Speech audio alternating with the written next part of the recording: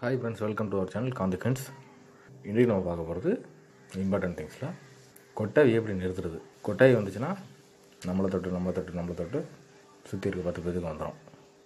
So அந்த கொட்டாவியை எப்படி நிறுத்துறது அப்படிங்கிறதான் பார்ப்போம். கொட்டாவி வந்துச்சுன்னாவே தூக்கம் வந்துடுச்சுன்னு அர்த்தம். அது தூங்குகிற டயத்தில் இருந்தால் பிரச்சனை இல்லை. சப்போஸ் ஆஃபீஸ் டயத்தில் ஒர்க்கிங் பண்ணிக்கிட்டு இருக்கும்போது, முக்கியமான வேலையில் ஈடுபட்டுக்கிட்டு இருக்கும்போது இந்த கொட்டாவி வந்துச்சுன்னா ரொம்ப சிரமத்தை கொடுக்கும், நம்மளுக்கு ஒரு டயர்ட்னஸையும் கொடுக்கும். ஸோ அது இல்லாமல் நம்ம டக்குன்னு புத்துணர்ச்சி ஆகிறது எப்படிங்கிறது தான் இன்றைக்கி வீடியோவில் நம்ம பார்க்க போகிறோம். வாங்க வீடியோக்குள்ள போகலாம். ஒன்றும் இல்லை, இதுக்குன்னு பெருசாக ஒன்று நம்ம மெனக்கிட வேணாம். கொட்டாவி ஏன் வருதுன்னா ஆக்சிஜன் பற்றாக்குறை, ஆக்சிஜன் பரிபூர்ணமாக கிடைக்கல, அதனால தான் கொட்டாவி வருது.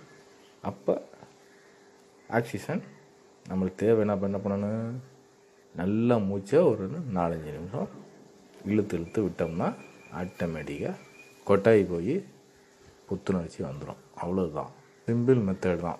5 தடவை மூச்சை இழுத்திங்கன்னா ரீப்ரெஸ் ஆயிரும், முடிஞ்சு போச்சு.